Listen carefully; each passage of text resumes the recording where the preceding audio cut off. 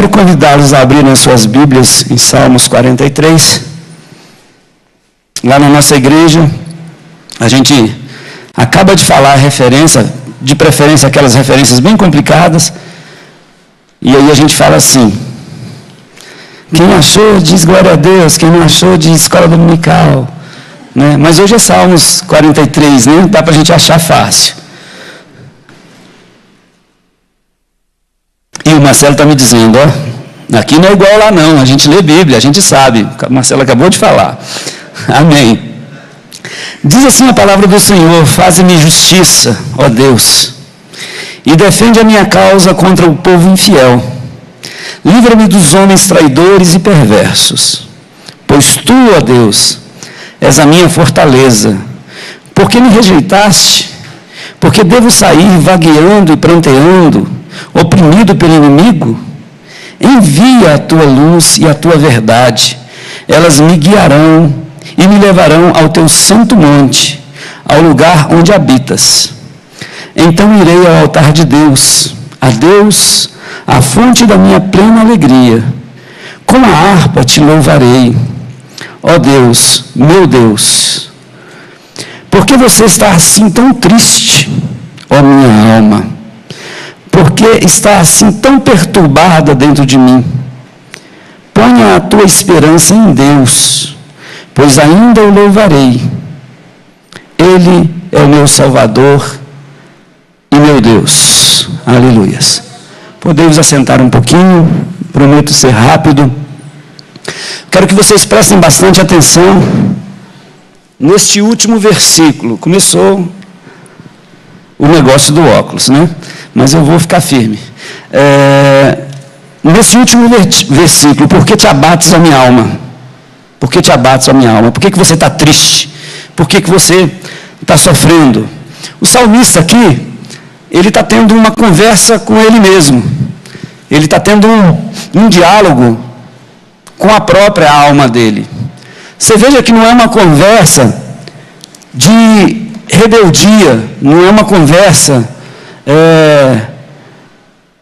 que ele está tratando de pecado, de insatisfações. Ele só está triste, ele está abatido, ele está sofrendo, e ele parou um momento e está discutindo ali com a alma dele: olha, por que você está assim?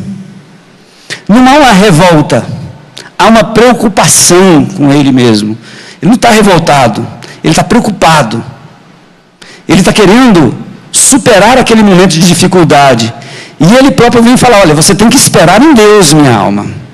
Ele não abomina, ele não joga fora a possibilidade de ser curado. Ele fala para a alma: aguarde, espere em Deus. Eu tenho, é um mal de quem tem mais de 41 anos, né?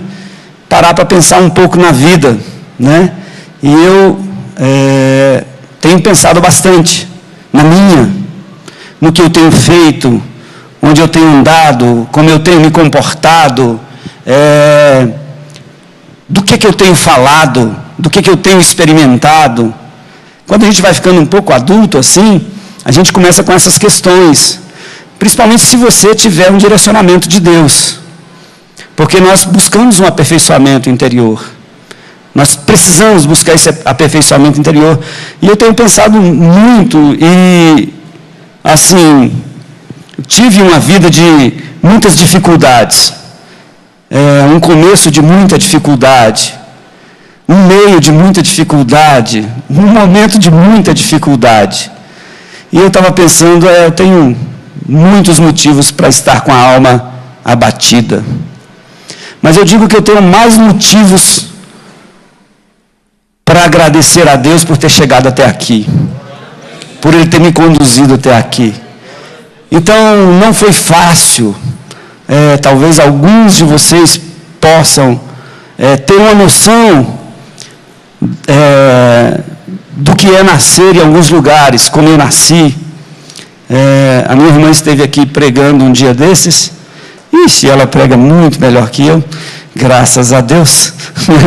Não quis me ensinar, mas tudo bem.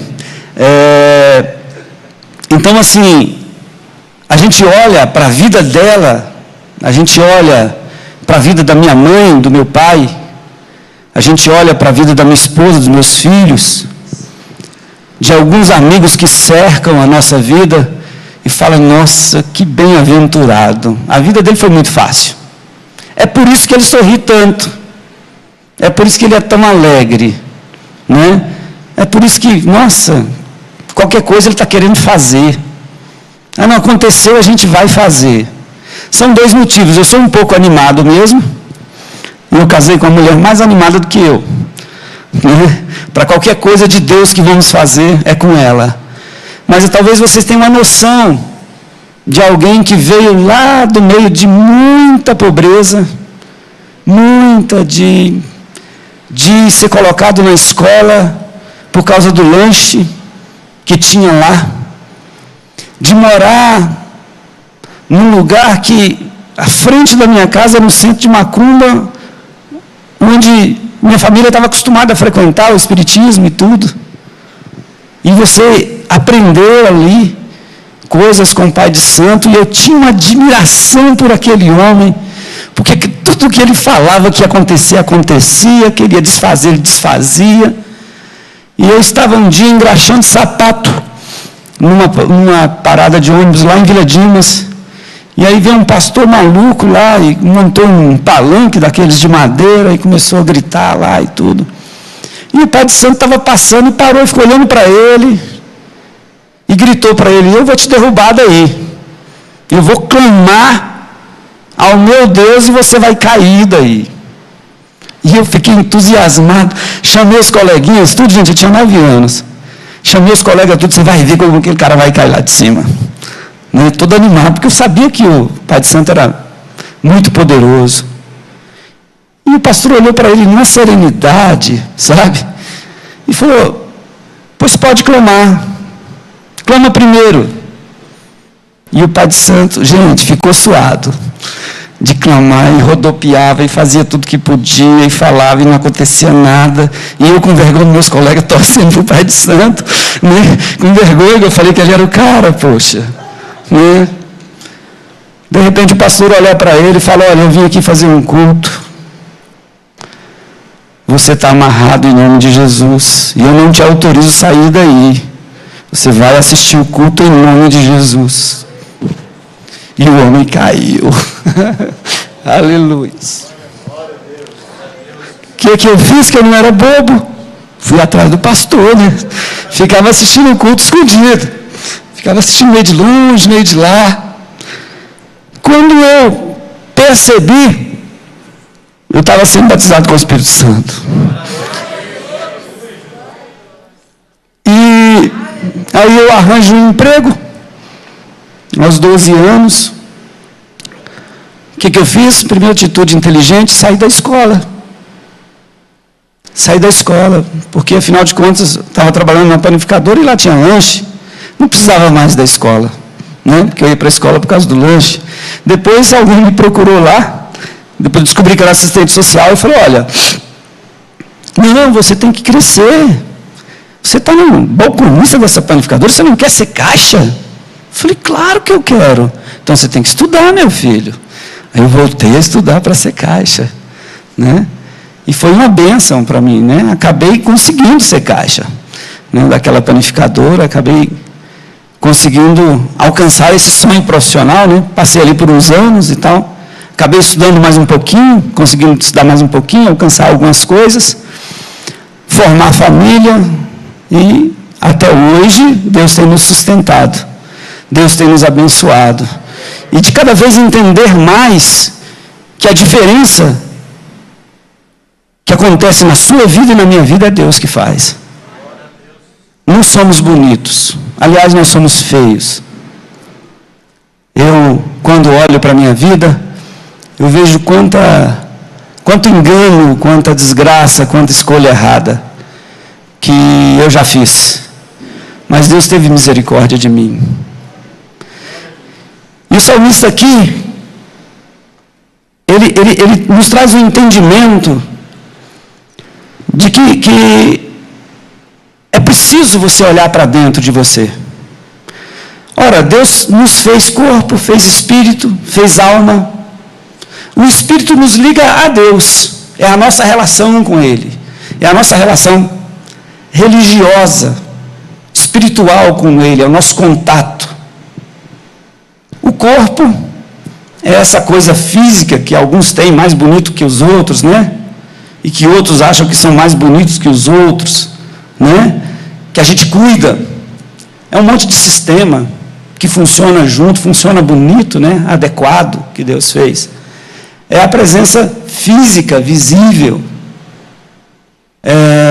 Gostamos de ir para a academia, né? Gostamos de comer com muito cuidado, embora a gente não faça isso, né? A gente começa a ir para a academia, depois para e tal, esse negócio todo. Mas nós temos uma preocupação muito grande com o nosso corpo. Qualquer dorzinha, você já corre atrás do médico, minha esposa que o diga, adora um remédio, quem precisar é só ligar para ela que ela tem, né? Então, assim, a gente cuida do corpo. E veja, gente, o corpo vai para onde? De onde ele veio. Não estou dizendo que você tem que não ter cuidado com isso, mas a gente se preocupa demais, né? Hoje eu olhei no espelho e falei, poxa, já tive mais cabelo, né? Olha que bobagem. Que o diga o Marcelo, né? Mas não é isso que nós temos que nos preocupar. Não é com o nosso corpo, porque ele volta à terra. O espírito volta a Deus. E a nossa alma? Nós somos feitos de alma. A alma são os nossos sentimentos, é a existência de Deus, nossos desejos. É o que nos move, é o que move o nosso corpo. São nossos desejos. E a gente se preocupa com o corpo. A gente não se preocupa com a alma.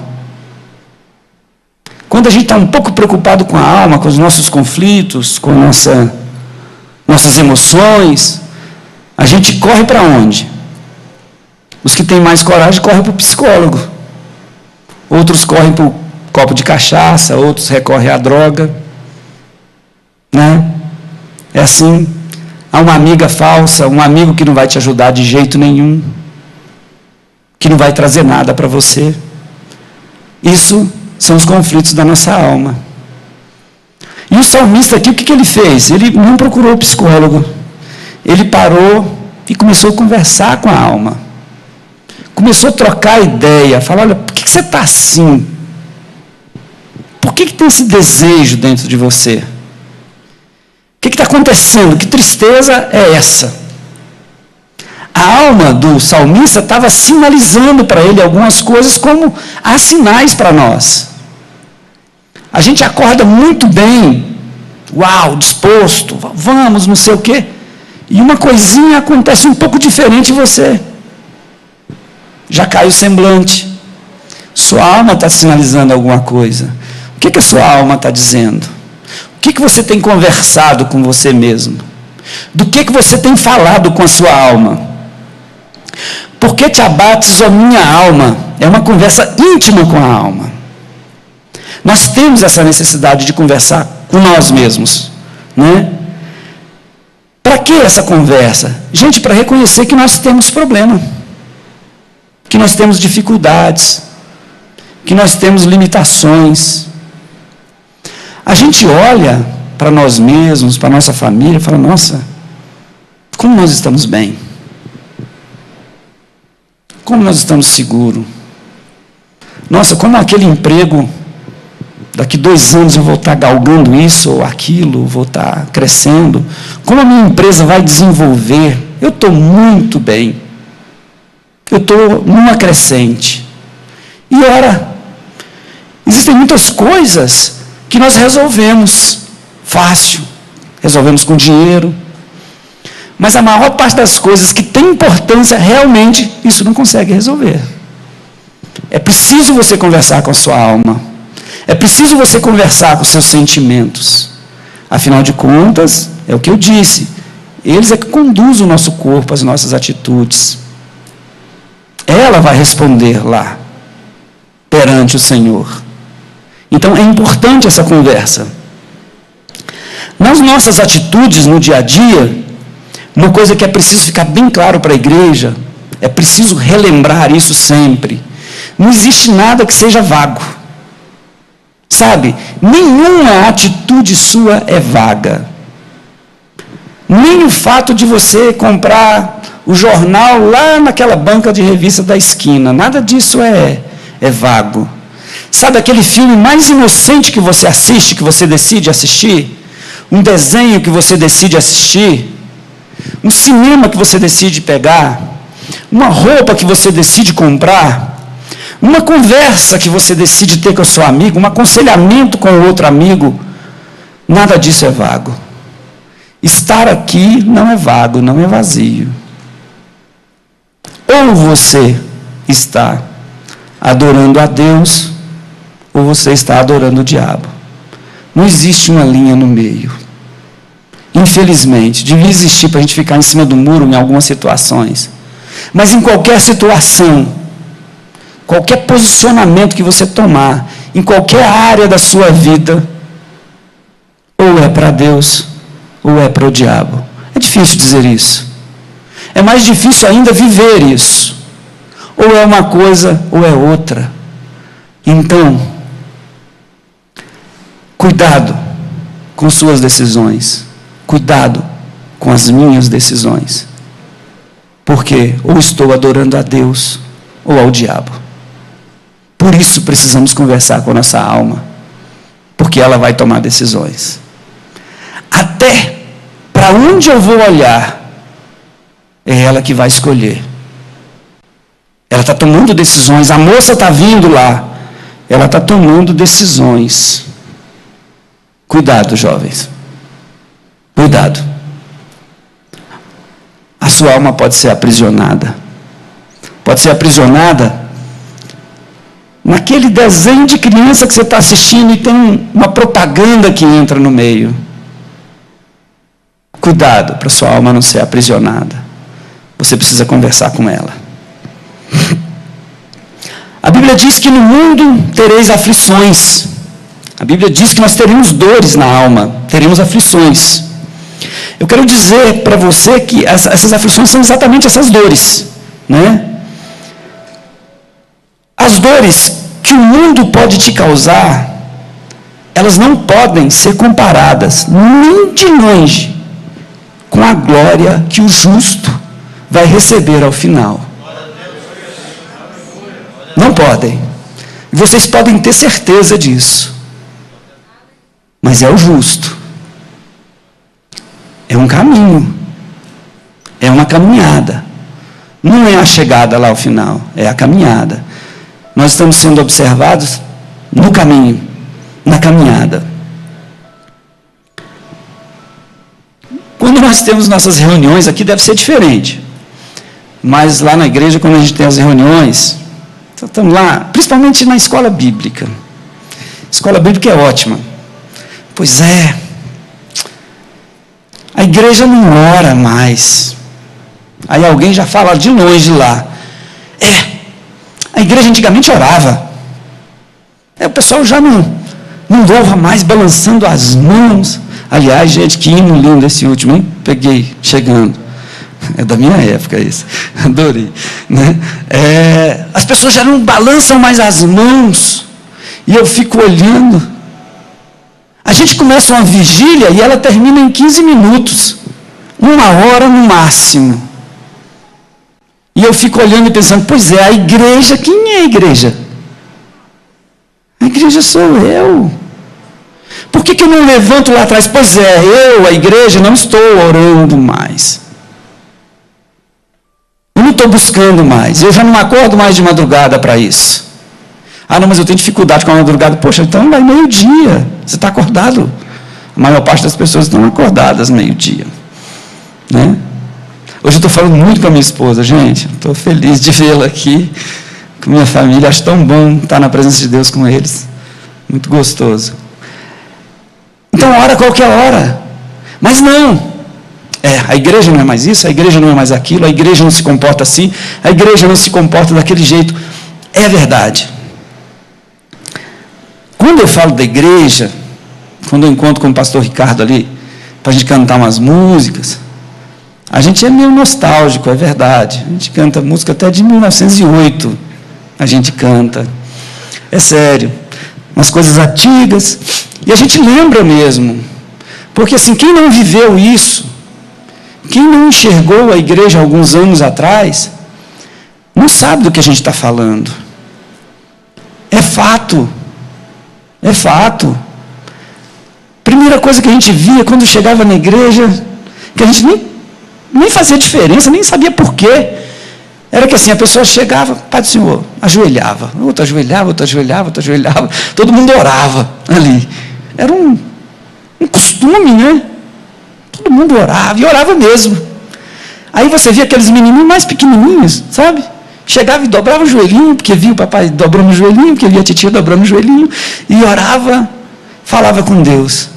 Aí você começava uma vigília lá pelas 9 horas da noite, quando via o sol estava batendo, tinha que sair correndo para trabalhar, a lágrima descendo. Que nostalgia, né?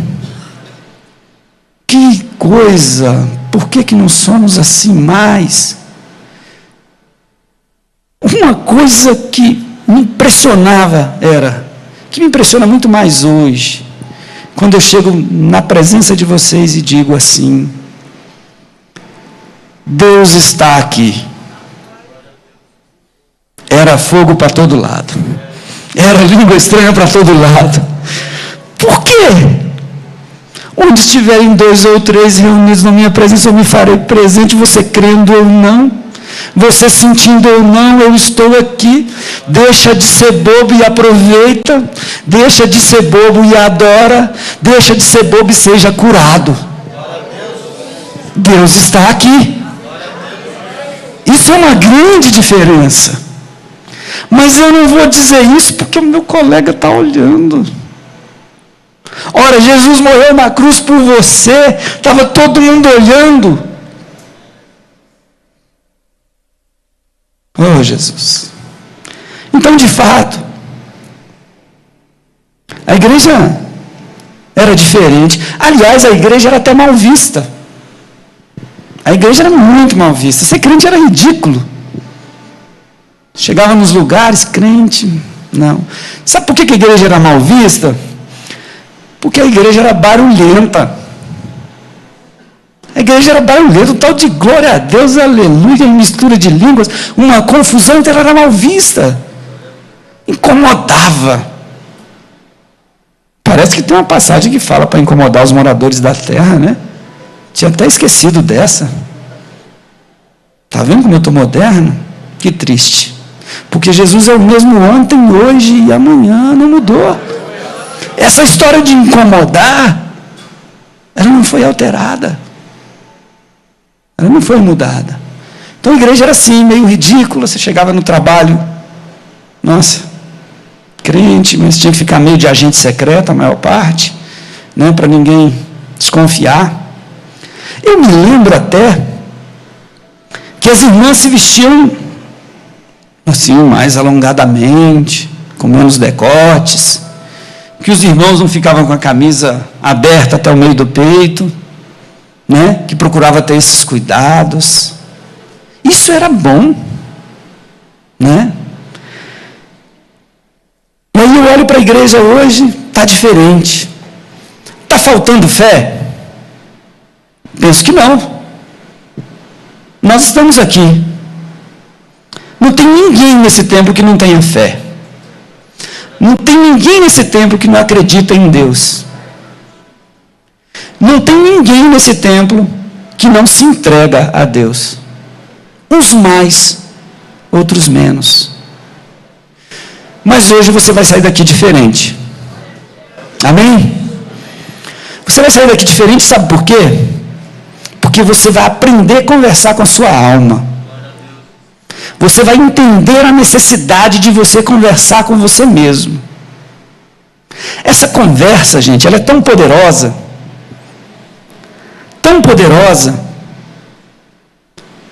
que te transforma. Você veja que não é um problema de fé. Você acredita, sobretudo quando as coisas apertam. Quer ver você acreditar? O Gerson aqui pegou Covid 2 vezes, né? Aliás, eu entrei aqui pensando assim hoje, só um parênteses, fala assim, Paz do Senhor. Bom, Gerson, como vai? Porque eu sei que a igreja tem um monte de Gerson, né? Que eu vi lá no futebol. Gerson. Eu falei, vou dizer que eu sou conhecido de todo mundo, né? Cumprimentar todo mundo. Mas, assim, peguei Covid 2 vezes, aí algumas pessoas riram, tal, daquilo, mas passou tudo bem, recuperamos. O velho sobreviveu. Aí minha bela esposa nova pegou Covid. Foi parar no hospital. E ela estava no hospital e eu orei por ela. Muito, fiquei lá com ela. 1 dia, 2 dias, 3 dias. E o médico responsável pelo plantão chegou e falou, olha, ela está com muita dor na cabeça, ela está se contorcendo. E a gente não tem uma medicação. A gente não tem como. Dá atenção para sua esposa. Fica com a sua esposa. Ele estava quase me dizendo, olha, você vai ficar viúvo. E eu já tinha orado por ela. Mas, gente, muda tudo. Muda tudo. A gente ora. Mas se o seu filho adoecer, nossa, como a gente ora. Como a gente pede perdão. Como a gente lembra de coisas. Não é verdade? E eu orei com o coração doído pela minha esposa. A noite toda, coração machucado, com a alma, sabe? Pensando, Senhor. E nessa hora fala, Senhor, mas ela é muito mais legal que eu. Ela é tão mais útil na sua obra. Passa esse negócio para mim, como se fosse isso. E Deus estava dizendo, olha, eu quero só que você se compadeça e que você entenda o quanto ela é importante para você, para sua família. Conversa com a sua alma, entenda esse sentimento. Eu quero te abençoar. Eu quero fazer por você. Por 7 horas da manhã ela estava pedindo comida, sem dores. E o médico chegando todo assustado. Ué, eu vou ter que dar alta para ela.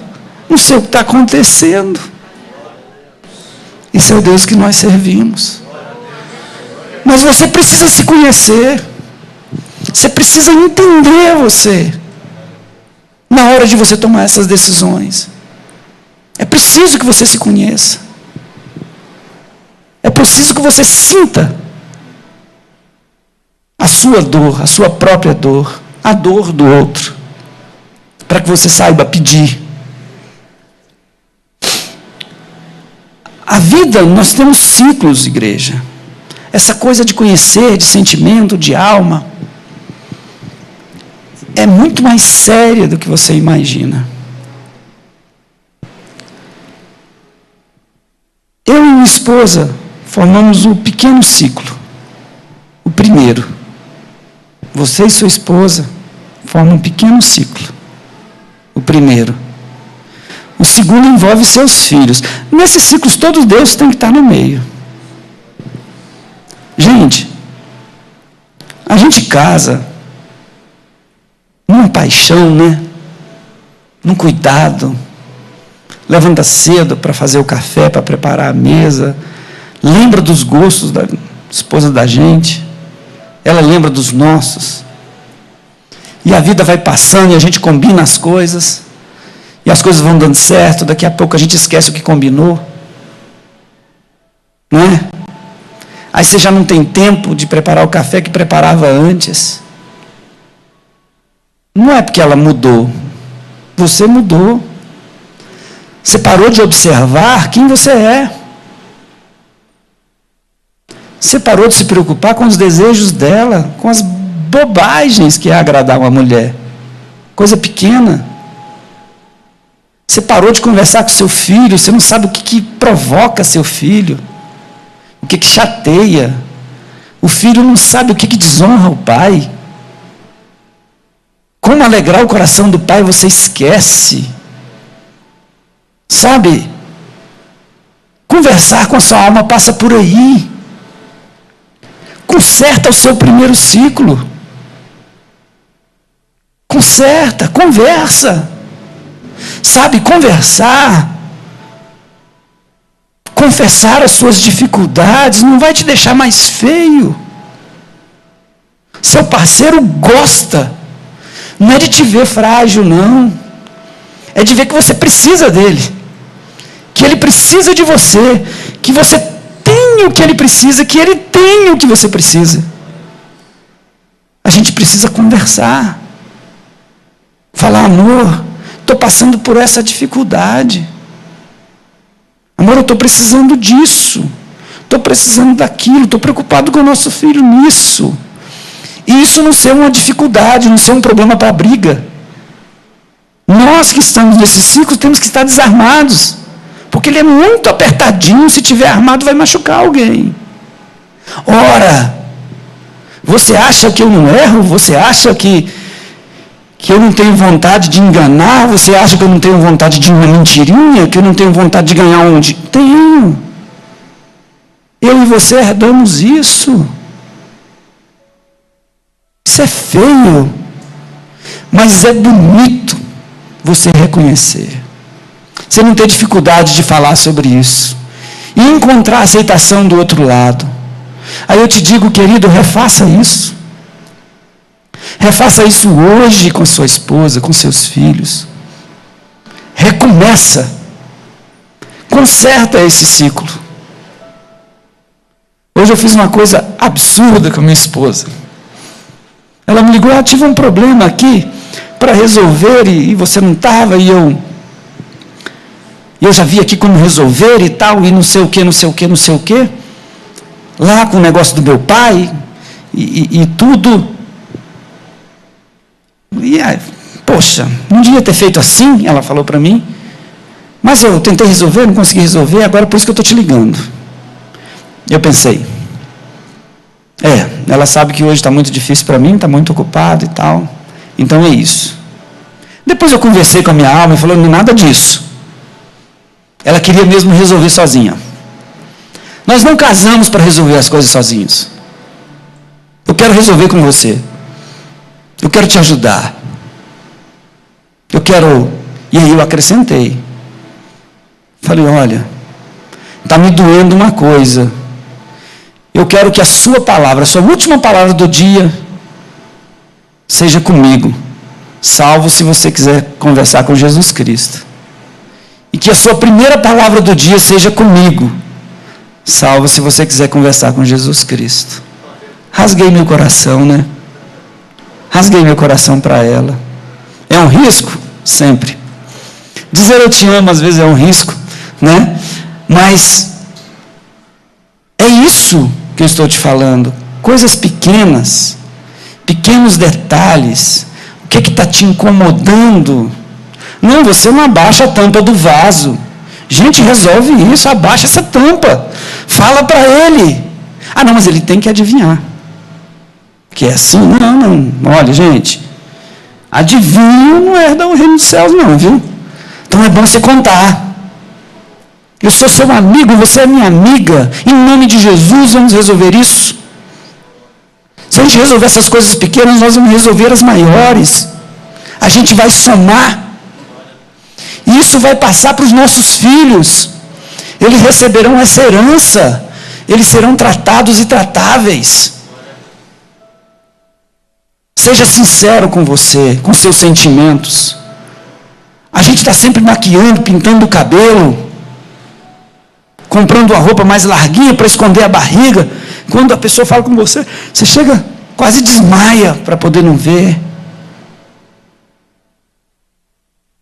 Não podemos fazer isso com nossos sentimentos. Não podemos fazer isso com a nossa alma. Porque tudo vai dar errado. Reconhecer e confessar a sua fragilidade não vai te trazer condenação. Vai trazer libertação. Diga libertação. Nós somos livres. Amém?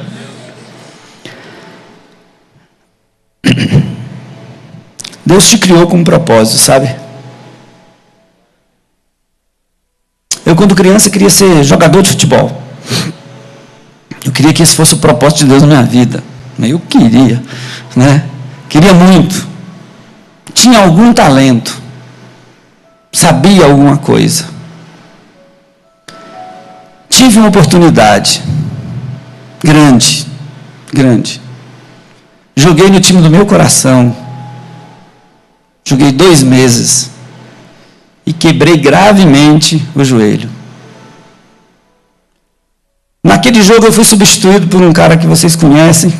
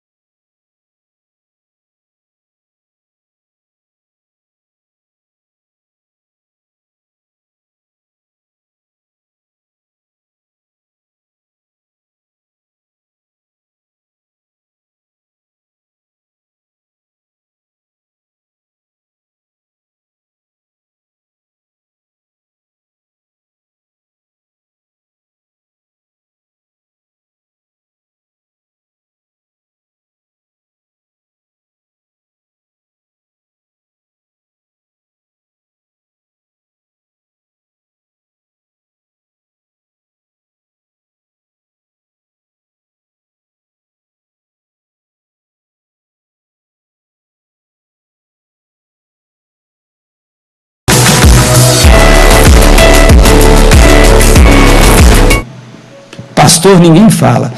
Pastor, né? Que bênção, né? Um psicólogo, sei lá, umas coisas assim, importantes. Já ia dizendo advogado, não, nesse caso não, né? Mas assim, se você pensa nisso, você está enganado. Deus te fez para a adoração dele.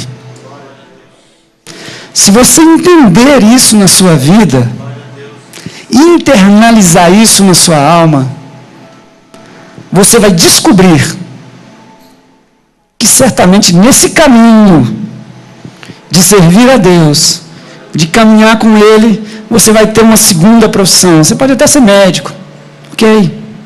Tá, pode ser um juiz, uma pessoa importante aí na vida secular. Porque Deus abre as portas. Deus faz acontecer. Mas nós nascemos para adorar a Deus, e nós temos que estar com a alma curada para adorar a Deus. Você vai alcançar, você vai ter sucesso. Você vai vender marmita como nunca. Mas sirva a Deus. Eu gosto do peixeiro, né? Daqui. Vai vender peixe como nunca. Mas tem que servir a Deus. A sua empresa vai crescer. Mas isso é o segundo plano. O primeiro é a adoração. Amém? É por aí. Não é diferente disso. Eu tenho um filho que tem um bracinho curtinho. Não sei se vocês conhecem. Alguns conhecem. Já viram ele lá no futebol. Né? Tem um bracinho assim. E ontem eu tive uma tristeza na minha alma. Ele chamou: pai, mãe, eu quero conversar com vocês. Ai, pai, eu tenho aprendido que Deus cura leprosos, ressuscita mortos. Eu quero perguntar para vocês se vocês me ajudam a orar para crescer o meu bracinho. Sabe, gente, é uma dor na alma escutar isso, porque Deus nos fez com um propósito. E assim, eu falei para ele, filho, mas você está tão triste assim com isso? A gente brinca demais com ele, nossa, faz piada, chama de mãozinha, chama de tudo, não devia ser assim, né? Mas ele se diverte tanto, ele mesmo cria piadas para ele. E a gente sentou com ele, e ele falou: não, pai, não é isso, eu gosto das piadas. Nossa, como eu gosto de fazer, eu gosto de ouvir, eu me sinto bem. Falei: poxa, você está lá no futebol, então. Eu não estou nem aí com isso, pai. O meu problema é a dificuldade que eu tenho, quando eu tenho que pegar alguma coisa, quando eu tenho que... E eu falei para ele, filho, mas você sempre foi esse orgulho nosso. Ora, na escola de natação, ele só tem um braço, mas não tem quem tem dois que ganha dele, não. Ele nada torto, gente, sabe? Ele nada torto, mas ele vence as provas, sabe? Ele anda de bicicleta como ninguém. Ele voa naquele negócio. Você pensa que ele vai cair, mas ele aprendeu um jeito de... Ele está ali no futebol, parece que ele tem os dois braços, né? Ele está quase sempre fazendo um gol, quase, né? Então, assim... E eu falei, filho, Deus tem um propósito. Qual é o propósito, pai? Ele já está com 12 anos. Eu falei, olha, eu não sei o que vai ser no futuro. Você tem que conversar com Deus, para você saber. Eu sei o que já aconteceu. Aí eu dei o meu testemunho para ele, né? Falei, olha, filho, eu andava por aí e só te encontrei, só prestei atenção nas coisas da vida, porque você existe. Pequenininho desse jeito. Por meio de você, uma família inteira encontrou Jesus Cristo. Você foi colocado no meio de uma família espírita. E agora lá no meio dessa família espírita está se falando de Deus. Eles estão até assistindo o culto online. Você acha que você não tem propósito? Se o primeiro é levar a palavra de Deus e você já está levando. Ora, gente, não olha para suas limitações. Não olha para suas dificuldades. Deus vai te usar onde você foi plantado. Onde você foi plantado. Existem muitos ouvidos e muitos corações nesse mundo que só vão ouvir de Deus por meio de você. Existem linguagens que eu não consigo chegar. Pastor não consegue chegar. Só você. É o seu jeito de viver. É o seu jeito de falar. É isso que vai transformar e alcançar as pessoas. Quantos podem fechar os olhos um minutinho? E repetir comigo, Senhor Jesus, eu estou frágil, mas continuo confiando em Ti. Senhor Jesus, me sinto frágil, mas eu continuo confiando em Ti. Amém. Essa última parte, fala com o seu coração. Eu continuo confiando em Ti. Eu lembro, irmãos, Jesus também sofreu dores na alma. Lembra na ceia? Ele dando instrução para o povo: fazer isso em memória de mim. Ele estava fazendo aquilo porque ele sabia o sacrifício que ele tinha que passar. Ele sabia a dor física e a dor na alma que ele ia ter que passar. Ele estava indo para um sacrifício. Era a última ceia. E a Bíblia diz que eles cantaram um hino e foram para onde? Para o Monte das Oliveiras. As suas dificuldades, igreja, as suas limitações, em momento algum, podem impedir a sua adoração. Foi assim com Jesus, com dores, com sofrimento, com limitações, porque ele era homem. Você vai me dizer, mas ele era Deus. Não, ele era homem. Ali. estava sozinho, talvez sozinho como você se sente em alguns momentos de dificuldades e de escolhas. Mas ele adorou a Deus. Então nada pode impedir a sua adoração. Amém? Eu quero agradecer a atenção de vocês, o cuidado de vocês. E quero pedir a Deus que os abençoe sempre. Que continue falando aos seus corações. E eu desejo e peço a Deus que essa noite, ao vocês chegarem nas suas casas, conversem sobre isso. Resolva seu pequeno ciclo.